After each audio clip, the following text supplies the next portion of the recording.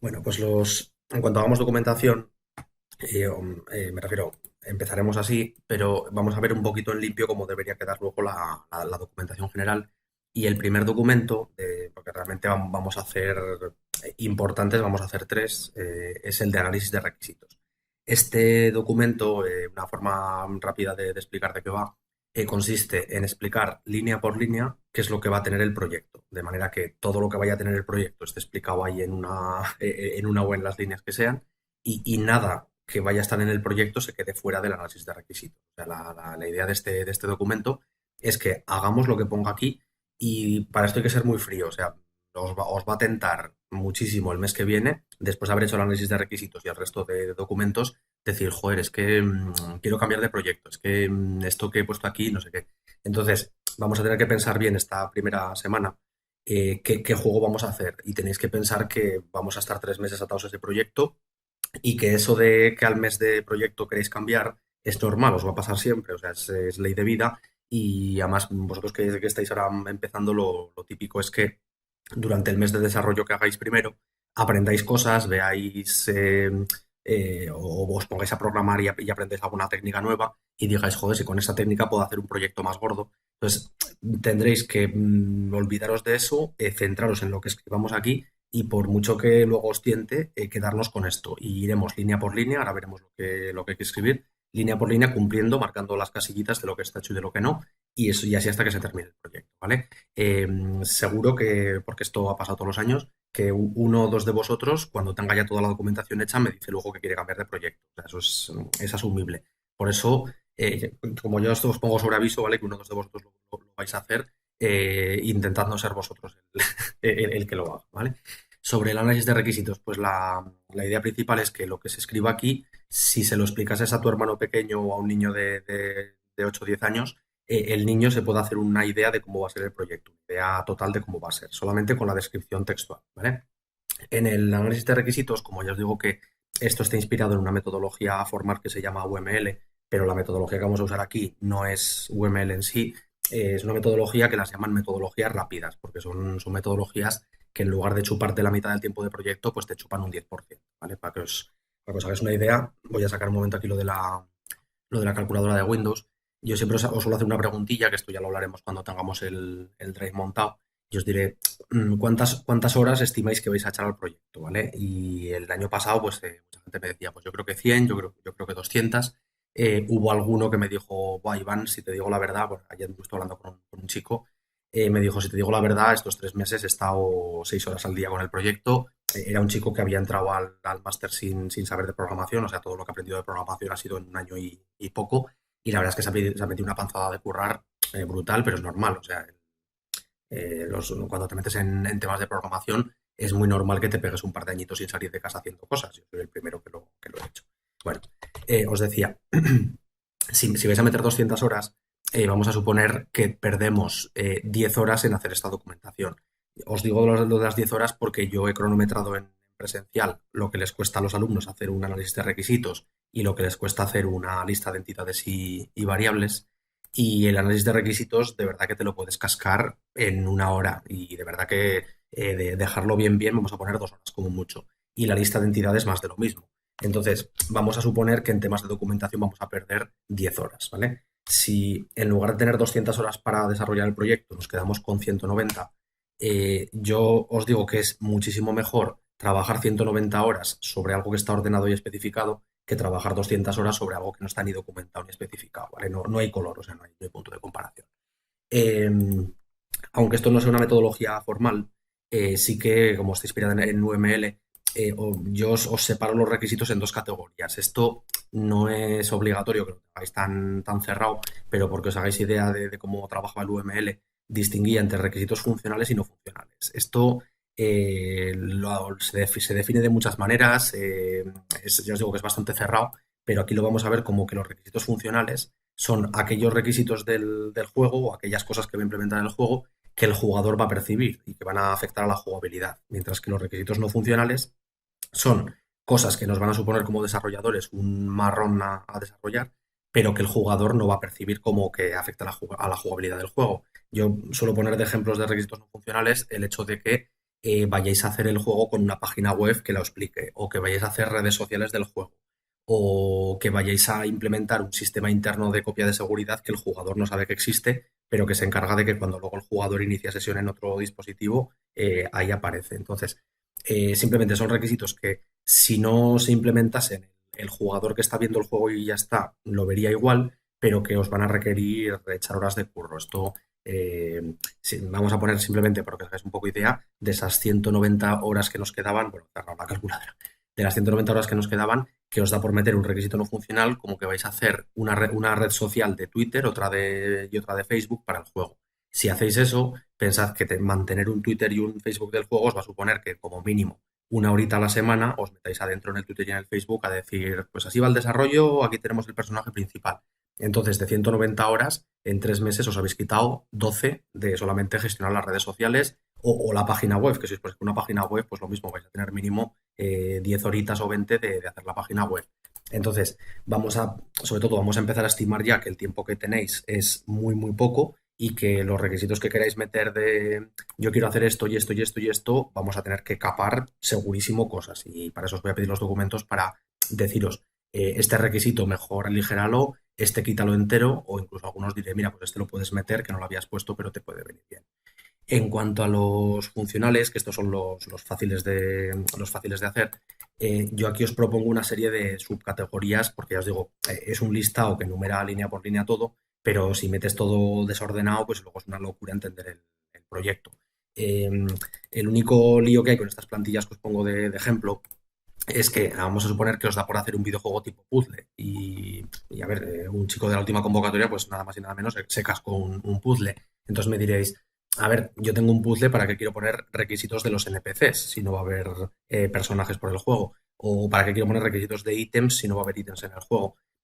Son categorías que están puestas a modo de sugerencias, simplemente es por englobar. Entonces, si vais a hacer un juego de puzzle, podéis poner perfectamente requisitos de las piezas, o si vais a hacer un juego de montar sándwiches, pues podéis poner aquí requisitos de los sándwiches, ¿vale?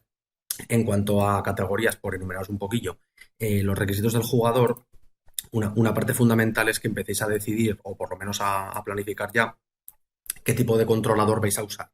Este es un documento de un proyecto pequeño, de hecho es un proyectito de una nave espacial, es de hace unos años de un chico que iba a hacer un juego sencillito, pero le dije, a ver, me parece muy bien que hagas un juego sencillito, pero es que aunque sea una nave que lanza bolas, que es el proyecto más sencillo que se puede hacer en Unity con diferencia, lo tenéis en la Store para bajar ese proyecto ya hecho. Eh, vale, tú te bajas el proyecto ya hecho y dices, mira, pues ya está, le lavo la cara y tengo el proyecto hecho.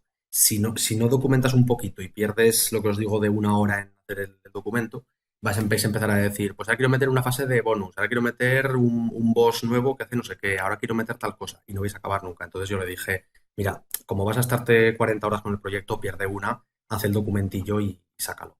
Entonces, bueno, se decidió aquí, por ejemplo, hacer una nave con controlador basado en Rigid Body, que ojo, porque hay veces que dices, a ver, es obvio que si es un juego de naves voy a meter un Rigid Body. Pues no, porque en un juego de naves, si metes un rigid body, la inercia es terrible, ¿vale? Hablo de un juego de naves visto desde arriba, de estos de arcade de toda la vida. Pues bueno, con un juego basado en rigid body, la inercia es bastante terrible y hay formas de arreglarlo. El chico lo hizo bien con el rigid body, pero se podría meter un controlador de character controller, que ya sabéis que el character controller es muy manejable y no da problema, ¿vale?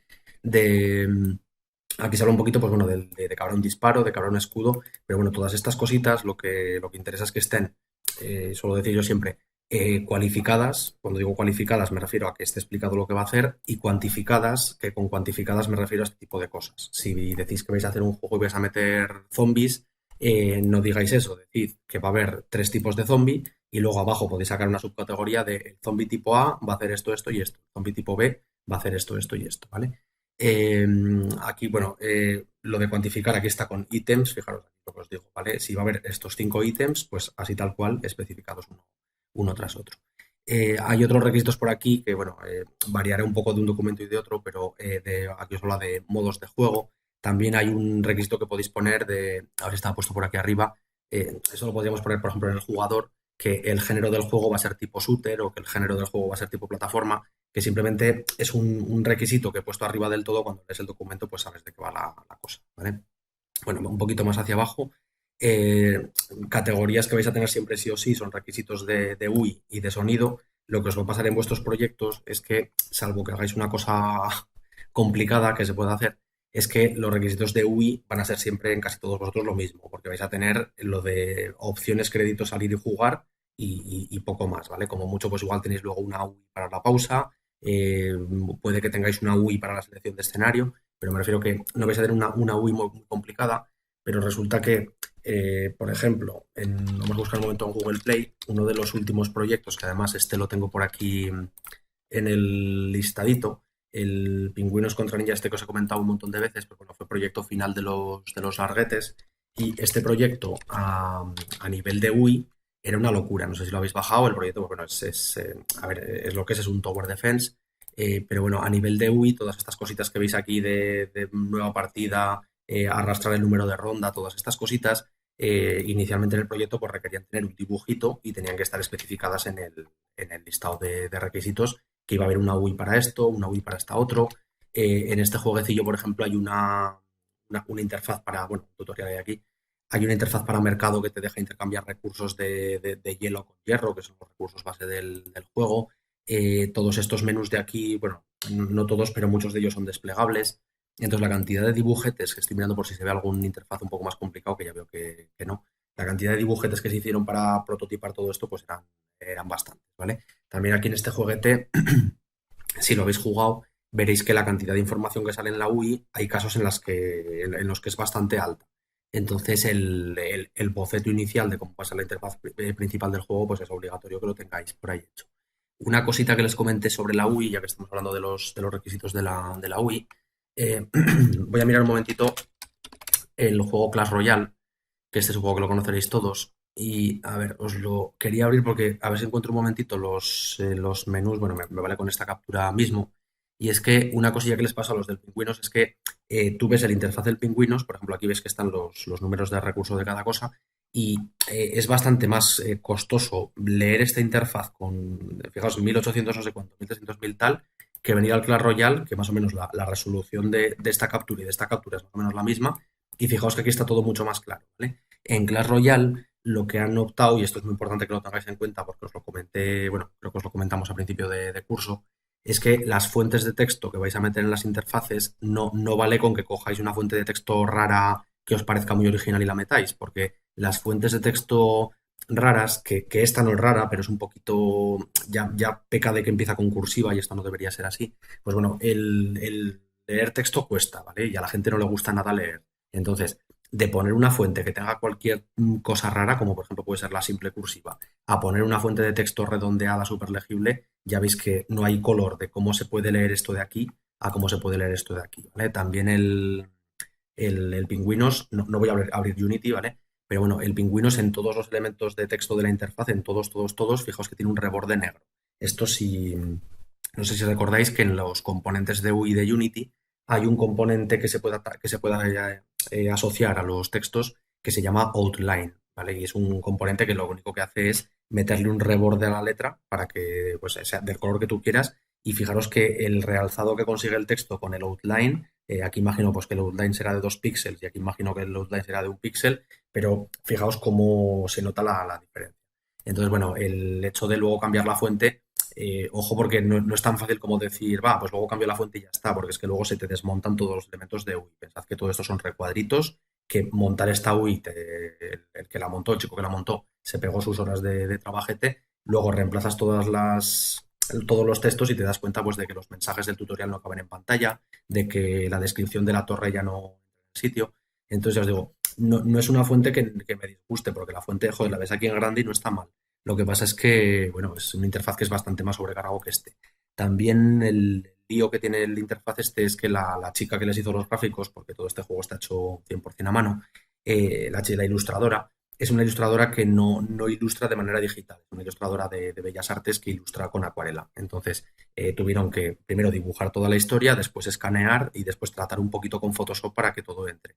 ¿Qué pasa? Que con acuarela todos los interfaces quedan bastante sobrecargadetes y luego ves otros juguetes de los que hacen ahora que son todos mucho más simples, o sea que, vale, a ver, tienen sus cositas de interfaz, pero tienen todo súper aisladito. Fijaos que el fondo de atrás pues simplemente es un patrón fijo de cuadraditos y bueno, pues que tengáis en cuenta esas cositas, sin más. Requisitos de sonido. Yo estoy seguro de que, salvo que hagáis una cosa rara, lo vais a tener así. Diréis, música sin royalty de la compañía esta de Incompetech, que aquí tenéis canciones para aburrir, y luego efectos de sonido para los efectos típicos. Con esto puede haber excepciones, y una excepción que hubo el año pasado, por ejemplo, fue un chico que hizo un juego llamado Samba Hero, que el Samba Hero era un Guitar Hero, pero basado en instrumentos de percusión. Entonces, en los requisitos de sonido no era tan sencillete, porque, pues bueno, tuvo que encontrar pistas de audio que fuesen, o sea, que tuviesen notas marcadas como para poder hacer una especie de Guitar Hero con él, o sea, no valía un solo de batería precisamente. Y bueno, los requisitos de audio que tenía pues eran un poco más altos, porque aparte este jueguecillo va separado por instrumentos, no sé cuántos instrumentos tenía, 10 instrumentos diferentes, entonces en requisitos pues puso que tenía que haber 5 canciones de tal instrumento, 5 canciones de tal otro, y la listilla de requisitos de sonido pues era bastante más grande, ¿vale? Eso en cuanto a requisitos funcionales. Voy a pasar un momento para que echéis un vistazo a los no funcionales, y aun con todo, me gustaría que echemos un vistacito, aunque sea por encima, a un documento de análisis de un proyecto un poco más grande, ¿vale? Entonces, a ver, sobre los no funcionales, fijaos aquí lo que os decía del género, que aquí os he dicho que debería estar arriba. Lo del género, ya os digo que no es una metodología cerrada, y esto no está mal ponerlo aquí ni aquí, pero este es un requisito que simplemente te avisa de qué género de juego es, para que el que lee el documento sepa de qué va a ir la cosa. Esto es un shooter runner, por lo visto, es un proyecto que os digo que tiene unos años. Y aquí también habla un poquito de la ambientación, porque pensad que cuando metáis el proyecto, cuando hagamos eso que os decía de recopilar recursos, no tiene mucho sentido que cojáis recursos futuristas para unas cosas y que luego cojáis un barco pirata, porque es que el juego no va a tener sentido. Entonces, aquí avisaremos de la ambientación. Y otra cosita que os va a dar también un poquito de problema, sobre todo con la parte estética, es que si cogéis recursos hechos, porque a ver, podéis empezar a modelar vosotros con el Blender o lo que sea, pero si cogéis cosas hechas, hay muchas veces que tú te bajas 15 paquetes de recursos diferentes, los ves todos muy bonitos, pero cuando los juntas en la misma escena, te das cuenta de que hay algunos que son low poly, otros que son high poly, unos que son monócromos, otros que tienen texturas con mapas de normales, y resulta que por separado se veía muy bien, pero que cuando juntas todo en la misma escena ves que hay cosas que dices, joder, esto aquí no pega ni con cola, ¿vale? ¿Algún requisito más? Pues bueno, aquí os habla de modelos low poly, de imágenes para los iconos. Esto está muy mal especificado. Aquí lo de low poly no os cuesta nada a vosotros ir poniendo ya que si vais a hacer el juego en 3D, que va a ser low poly, y que el número de polígonos máximo por personaje va a ser tanto, que el número de polígonos máximo por objeto va a ser cuánto, aunque lo pongáis un poco a ojo, pero simplemente por tenerlo todo lo más acotado posible. Esto tampoco es cuestión de excederse en la documentación, pero ya que te pones a hacer el documento y vas a perder las 10 horas como mucho que os he puesto antes, pues bueno, si lo dejáis más especificado, mejor.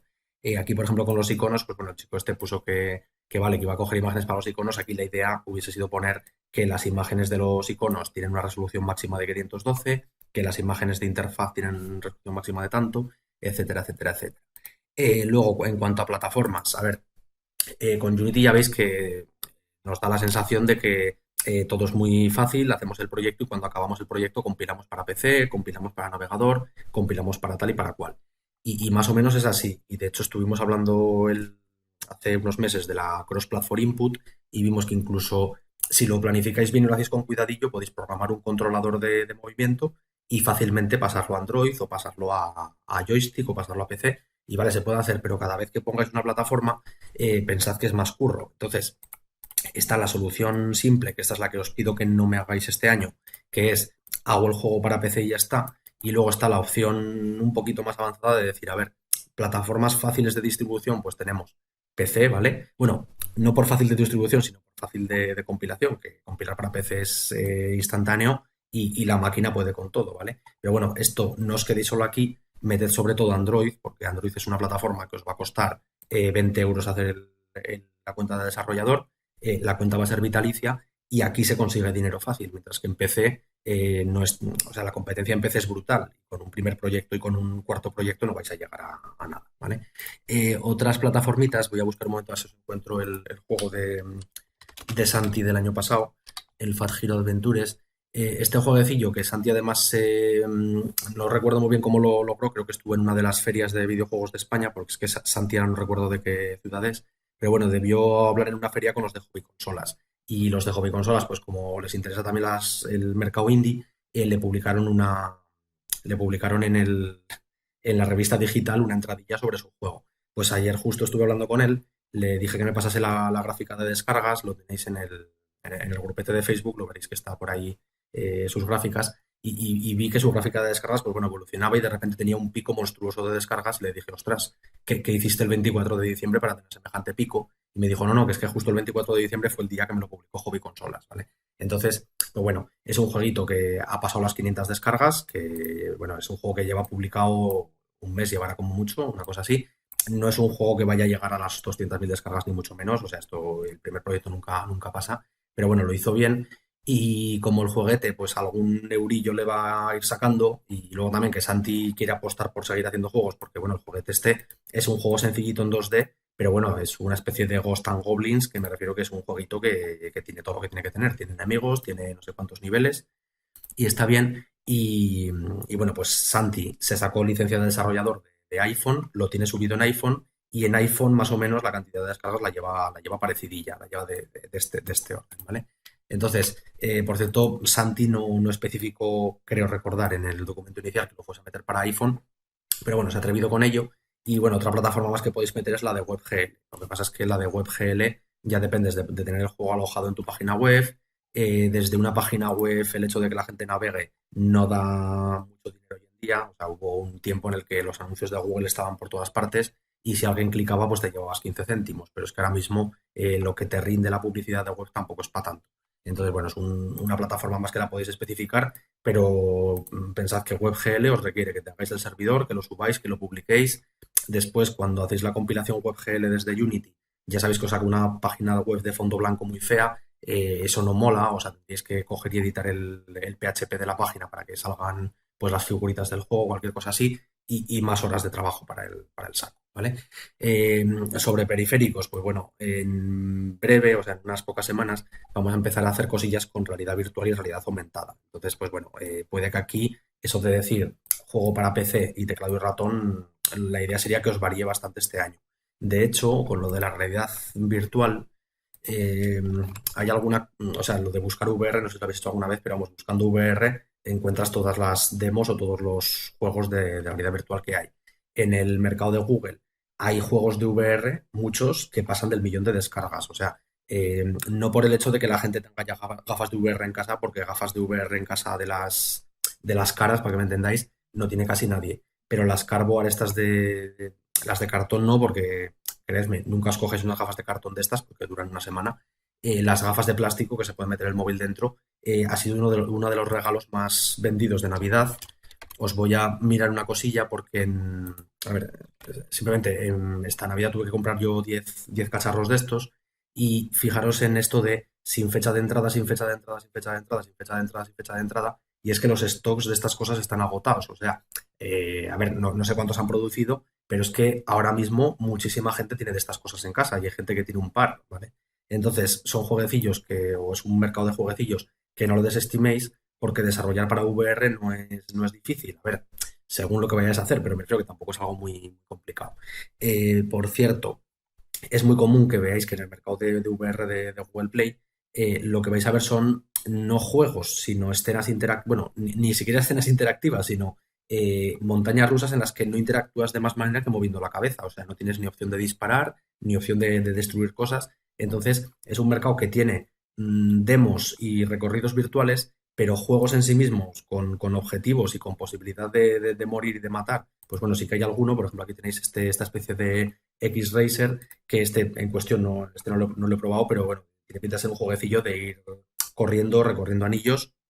No creo que tenga ni disparo, pero bueno, me refiero que si lo queréis bajar y echar un vistacete, pues bueno, este tipo de juguetes, que fijaros que son modelos monócromos, low poly total y absoluto, que es que estos picos de aquí se pueden hacer con 4 clics en cualquier programa de modelado, pues bueno, proyectetes de medio millón para adelante. No vais a ver tampoco proyectos como el Clash Royale que tengan 100 millones de descargas, porque ya os digo que es un dispositivo que no tiene todo el mundo, pero que es un mercado que tampoco es para desestimarlo.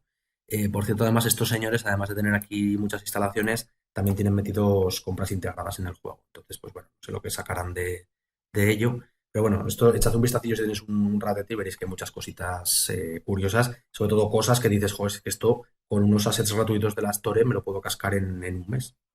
Bueno, bueno, más cositas. A ver, sobre guardado de datos, aquí a gusto según el proyecto, pero bueno, ya estuvimos hablando de las Player Prefs, que lo del guardado local en Unity con Player Prefs funciona bastante bien, pero con bases de datos, que lo veremos enseguida, también podéis hacer guardado de puntuaciones en la base de datos, que el único problema que tiene esto es que trabajar con una base de datos, la verdad es que es costoso y os va a chupar bastantes horas de proyecto. Entonces, puede haber cosillas que dejéis especificadas en el documento, como por ejemplo, pues que vais a usar una base de datos para guardar toda la info del jugador, pero que llegado el momento os pille el toro, que es muy probable, y tengáis que optar por alguna otra solución, ¿vale? La puñeta, o sea, el problemita del juego que hagáis, por ejemplo, si lo hacéis para Android, es que si utilizáis Player Prefs, va a ir todo genial hasta que al usuario le dé por cambiar de móvil, cosa que cada 2 años se hace, porque los móviles de hoy en día duran 2 años, no menos. Entonces, si guardáis en local, a ver, raro será que hagáis un juego que el jugador juegue más de 2 años, porque como tengáis a un tío pinchado 2 años a vuestro juego, creedme que os va a dar pasta, ¿vale? Pero bueno, si por el motivo que fuese queréis evitar que el jugador cuando cambie de móvil diga, joder, si me he puesto el juego y he perdido todos los avances, pues bueno, tendremos la opción de hacerlo guardado en base de datos. Lo que sí ya os aviso es eso, que si no habéis trabajado ya de antes con bases de datos, cumplir este requisito os va a costar sudor y sangre. Recordad que os he dicho que esto lo vamos a tirar con hojas de Drive. Entonces, aunque aquí no lo tengo puesto, una forma bastante razonable de guardar estos requisitos con sus categorías y con sus historias es, una vez los tengáis echados aquí, marcar a la derecha del requisito un color verde si el requisito está terminado, un color amarillo si lo tenéis en proceso pero ya empieza a funcionar y un color rojo si el requisito lo tenéis sin cumplir. Esto, ya siento no tener uno aquí delante para poneroslo y que lo veáis, el hecho de tenerlo con resaltado de color ayuda mucho porque luego el proyecto habrá una semana que no lo toquéis, porque os pase cualquier cosa y estéis una semana sin currar. Es asumible, ¿vale? Cuando te pegas una semana sin currar y vas a coger el proyecto, dices, uff, ¿dónde lo dejé? Entonces, cuando tú miras y ves las cosas verdes y las cosas amarillas, enseguida lees una cosa amarilla y dices, anda, mira, esto lo dejé a medias y es una parte que hoy me veo con ganas de ponerme. Pues bueno, os pondréis, la dejaréis en verde y siguiente, y así tenéis un listado que iréis viendo que se pone verde poco a poco y que vais viendo que la cosa se cumple. Por cierto, con los colores, ya que os comento esto, que esto es un poco secundario, cuando me hagáis un diagramilla de estos o cuando lo hagáis con el compañero, con el jefe o con quien narices sea que lo hagáis, evitad usar colores saturados. Esto siempre, la fila de arriba, que es la de los colores pastel, si los ponéis de fondo en las celdas, sé que se lee bien, pero como casquéis rojos botella de estos, luego el documento os van a destrozar, os van a explotar los ojos de leer, ¿vale? Bueno, sobre requisitos, pues bueno, este era el listado general y ahora vamos a echar un vistacillo porque este es un proyecto que no es de una sola persona.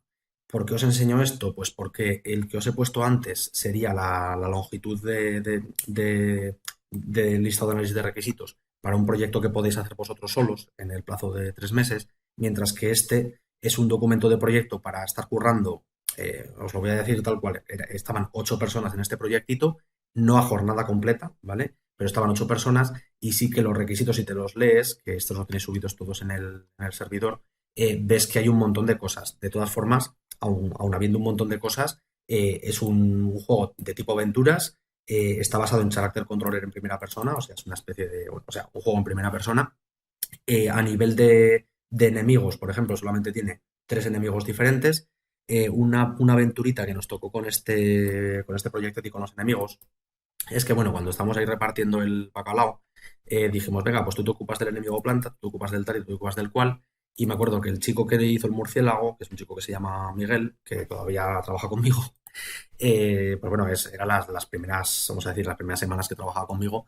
Y le dije, nada, Miguel, tú ocúpate del murciélago, que simplemente va a ser una entidad que va a estar por ahí colgada del techo y que cuando te acerques, pues tiene que bajar a incordiarte, ¿vale? Como los murciélagos del Minecraft. El caso es que yo le encargué el murciélago para la semana siguiente en el sentido de que hiciese un script de 50 líneas con un murciélago que simplemente al entrar en su trigger de acción pues te atacase. El caso es que Miguel montó un sistema de inteligencia artificial del murciélago de 300 o 400 líneas de código y el murciélago era capaz de hacer barbaridades. O sea, tiraba raycast, era capaz de cambiar de rutina de comportamiento y de repente escaparse de ti y luego reaparecer por la esquina y atacarte. Entonces se cascó un murciélago que era complicadísimo le dijimos, hostias, Miguel, pero que es que ahora, si nos toca meter mano en tu código, con la cantidad de barbaridades que has metido ahí, nos va a costar un montón. Y no solo eso, sino que es que además cuando luego el murciélago lo metimos en el escenario, que ahora veréis cómo es el escenario, cuando lo metimos en el escenario real, el murciélago tenía tanto raycast y tantas movidas que se volvía loco, porque el escenario realmente era estrechito, ya veréis ahora un poco más abajo de qué iba la cosa.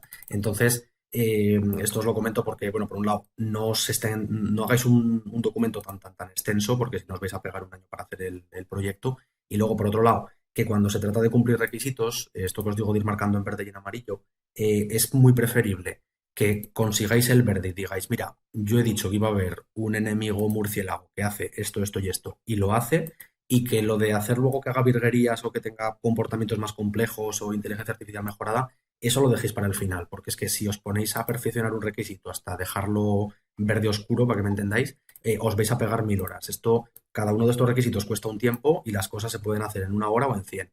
Y para esto de cumplir requisitos, o sea, lo principal es que tengáis todo el documento en verde y digáis, vale, esto funciona. Y a partir de ahora, pues lo voy a depurar, ¿vale? Pues una regla que podéis coger ahora es no hagáis en 100 horas lo que podéis hacer en 1 hora. O sea, este murciélago, realmente el comportamiento que pedíamos se podía hacer en un par de orillas así, echándole perrería, que ya sabéis que hemos hecho aquí cosas muy sencillitas con Raycast y con triggers. Pues bueno, en lugar de echar 1 hora, pues Miguel metió 20 y luego el murciélago este, pues era una cosa muy rara, porque veías la planta, que era un enemigo súper tonto, que simplemente te miraba y te escupía, mirabas la araña, que simplemente te miraba y te saltaba, y luego veías el murciélago, que era el bicho más overpower del juego, que estaba todo el rato volando por ahí y que no había forma de pillarlo. Eh, bueno, en el jueguecito este, por ejemplo, una de las partes que tiene así rarillas, este jueguecillo tenía inventario, ¿vale? Y esto de gestionar un inventario, ojo porque a nivel de UI es bastante puñetero y si luego además queréis que el inventario podéis coger un objeto y reordenarlo, pues ya vais a tener que empezar a jugar con los eventos de on drag, con los eventos de on drop para soltarlo en la celda, etcétera. Entonces, los requisitos de inventario se pueden poner, o sea, es un tipo de requisito que es de los que si lo ponéis os diré yo, ojo con esto, pero bueno, puedes optar por tener un inventario con 4 casillas fijas y que cuando coges el ítem aparezca en la casilla, o por tener un inventario tipo Diablo 3 y que puedas reorganizarlo o hacer mil movidas. Esto ya os digo, preferible es que cuando pongáis un requisito lo marquéis como verde cuanto antes y digáis, se me ha pedido un inventario y tengo inventario. Y que después, si veis que el inventario queda un poquito cutre para el juego que habéis hecho, pues bueno, ya cuando esté todo cumplido ya os preocuparéis de depurar. Aquí, por ejemplo, por eso de que esta documentación que os pido es muy, muy, muy libre, y la podéis hacer a vuestro gusto. Aquí, por ejemplo, en los requisitos de ítems, fijaros que distinguimos 2 subcategorías. Esto, en cualquier caso que tengáis una categoría de requisitos complicada, vamos a suponer que en requisitos del jugador, vuestro juego puede trabajar con el personaje corriendo, con el personaje en coche y con el personaje en avión, podría sacar 3 categorías para cada jugador, ¿vale? Esto sería adecuado. En el jueguecillo, pues eso, fijaros que hay un montonaco de ítems que coger, la verdad es que había unos 10, una cosa así. Sobre menús, pues lo que os decía antes de que vosotros vais a tener el menú inicial de jugar, salir y poco más. Pues bueno, por ejemplo, este aquí ya se aventuraba a decir que una de las opciones de menú era la selección de idioma. Esto es factible y lo del idioma, lo digo por si luego a ver, luego no os podéis poner en el documento que vais a meter esto, pero luego me diréis, oye Iván, ¿y cómo hago lo del idioma? Que es lo normal, ¿vale? Hay bastantes opciones para hacerlo del idioma y de hecho jueguecillos como el Pingüinos este mismo que os decía antes. Déjame ver si se ve lo del selector de idioma un momento, porque estos chicos le metieron selección de idioma sin ningún problema, pero lo podéis hacer, bueno, aquí no se ve lo de la selección, lo podéis hacer de varias maneras. Está la forma ultra fácil, que la forma ultra fácil es que los textos estén guardados en los scripts. No, no es la forma eficiente, porque no es para nada eficiente, pero podéis tener los textos guardados como strings en los scripts y si queréis que haya idioma, lo que podéis hacer es, en lugar de guardar una string con el texto, guardar un array de strings, ¿vale? Para cada texto, ¿vale? Vamos a suponer que el texto del botón jugar, ¿vale? En lugar de tener una string que tenga guardada la palabra jugar, tendréis un array de strings con las palabras jugar, play y todas las alternativas de traducción. Y ese array, su posición 0 será lenguaje español, su posición 1 será lenguaje inglés y simplemente habrá una variable global que guarde el idioma, ¿vale? Para esto de guardar el idioma, dejadme un momento que os lo voy a buscar en la scripting reference de Unity. Ahí va, ¿qué es esto? En la scripting reference de Unity, porque desde la clase application, y os lo voy a mirar un momentito porque esta clase la cambiaron hace nada, En la clase application había una variable que se accede inmediatamente, que es el lenguaje de la plataforma en la que está ejecutándose. Vamos a mirar un momentito porque está la clase y en lenguaje, un segundín a ver si os la encuentro por aquí. System Language, aquí está. Esto es un valor enumerado y en este valor enumerado están todos los idiomas comunes del universo conocido, ¿vale? Entonces, es bastante sencillete que cuando la aplicación arranca, eche un vistazo a toda la lista para ver en qué idioma está. Si se encuentra que el juego está en inglés, se coge la variable esa que os digo de idioma como inglés. Si está en español, se coge la variable como español. Y si está en cualquier otro idioma, se coge inglés, porque normalmente la lengua que se usa para estas cosas pues es el inglés. Entonces, esa es la forma de traducción, vamos a decir, fácil y chunga, que si me refiero que en un juego que vais a tener una cantidad de textos finita, y con cantidad de textos finita me refiero a lo siguiente, ¿vale? Una letra, o sea, un simple carácter en la memoria, ocupa un byte, o sea, ocupa 8 bits. Entonces, vamos a suponer que vais a hacer un juego cuyo texto se resume a tener 4.000 caracteres en total, porque vais a hacer un jueguecillo sin diálogo, ¿vale? O si nos ponemos un poco tontos, vamos a suponer que vamos a hacer un juego con diálogo y tenemos 100.000 caracteres, ¿vale? 100.000 caracteres son 100.000 bytes, que no son más que 100 kilobytes, o sea, no es una cantidad de memoria excesiva para los móviles que tenemos hoy en día. Entonces, incluyendo que sea un juego con caracteres, se puede currar de esta manera que os digo sencilla, de guardar el código en el script, aunque es algo que en una carrera os van a decir que no hagáis, porque lo limpio sería tenerlo en un fichero, etcétera, etcétera, etcétera. Y luego, otra alternativa que tenéis, que está hay un chico de Málaga que ha hecho bastantes jueguecillos y hay que lo utiliza bastante. A ver si lo encuentro. Localization. Déjame ver si os lo encuentro en la Asset Store, porque hay un paquetito muy interesante de Unity, que además este paquete lo tenéis en CGPerse si lo queréis ojear, que este paquete autotraduce, y ojo con eso porque autotraducir es traducir mal, autotraduce mediante Google todo el interfaz de Unity al idioma que tú quieras. Este paquetito, a nada que te veas los vídeos de Tuto, que son vídeos cortitos, lo tienes funcionando.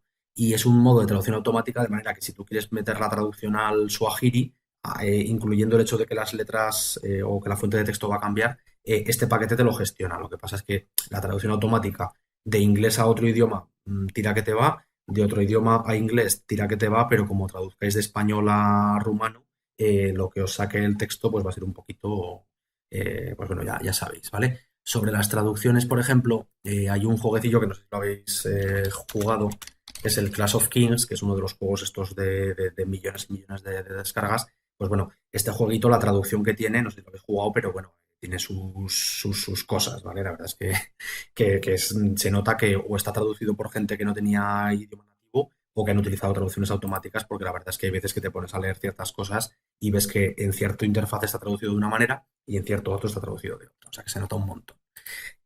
Vale, más cosillas que os iba a decir sobre lo de menús. Aquí, por ejemplo, pues hicimos una pequeña floritura. Fijaros que Unity tiene sistemas de menús que, bueno, que tiene desplegables y tiene un montón de cosas. Pues bueno, aquí pusimos de hacer un menú con forma de anillo y tal como estaba montado este juego, a la derecha de la pantalla había una especie de ruletilla donde tú arrastrando elegías el ítem, elegías la espadita o elegías el garfio o elegías el ítem que fuese, ¿vale? Fue un menú que la verdad es que este me lo comí yo, que realmente en una mañana lo tenía funcionando. Pero bueno, me refiero que son requisitos que llevan curro y que los menús o podéis o quedaros con lo de jugar, salir opciones o meteros ya un poquito más en líos de estos. En cuanto a escenario, por ejemplo, pues este trabajaba con generación procedural, por eso lo que os decía antes del murciélago que se volvía loco, porque es que realmente este escenario contactamos con uno de los chicos que había sido alumno nuestro hace unos años y es un chico que hizo este juego, ¿vale? El laberinto 3D, bueno, laberinto tridimensional se llama realmente, que además lo pasó a VR hace poco, el laberinto 3D, que está la versión de VR, y el laberinto 3D, que es un juego súper simplista y súper minimalista, llevaba un algoritmo matemático que dado una especie de cubo de Rubik de n dimensiones, porque se podía hacer un cubo de 10 por 12 por 15, se ocupaba de destapar las capas internas para generar un recorrido único que llegase desde la casilla inicial hasta la casilla final, ¿vale? Generaba el laberinto aleatorio que fuese, con todas las ramificaciones posibles, y bueno, como el jueguecillo, la verdad es que se le quedó bien, os aconsejo echarle un vistazo, aunque sea por simple curiosidad, porque está programado por una persona y usando solamente modelos de Unity, esferas y cubos básicamente, Y el texturizado, todo el texturizado que veáis, está hecho con el Paint de Windows, no con el Paint.net, sino con el Paint de Windows en el sentido de línea, línea, línea, línea y para adentro, y aquí cuadradito, bolita y para adentro, ¿vale? Entonces me parece un poco curioso porque el chico hizo cositas que le quedaron bastante bien, pero es un chico que programador y matemático, simplemente.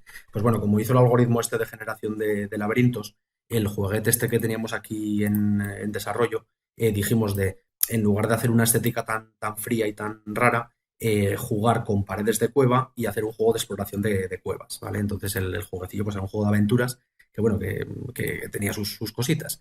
El caso es que, bueno, eso de la generación aleatoria ya es un requisito que nosotros metimos en el proyecto porque sabíamos que contactando con Abel, que es el desarrollador, nos iba a pasar el código, o incluso le podíamos decir, oye, Abel, te damos las piezas y nos montas tú el generador de escenario, como lo hicimos.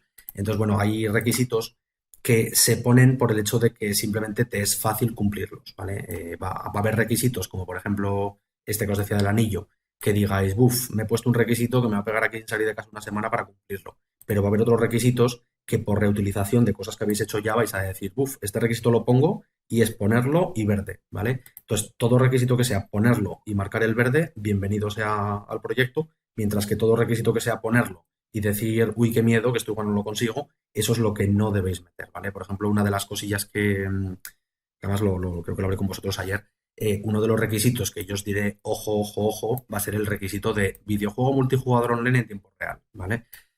¿Por qué os digo eso? Pues porque el hecho de hacerlo multijugador os va a llevar el triple de trabajo, solo por el hecho de ser multijugador, os va a requerir que paguéis un servidor, que es otra puñeta, y luego, aparte, en el momento que te metes con bases de datos o con network, aparecen los trolls y los bots. Y es muy fácil que te fastidien el juego, que te tiren la base de datos, que te lo borren todo, etcétera. Entonces, no os preocupéis por ahora, porque estamos en modo borrador.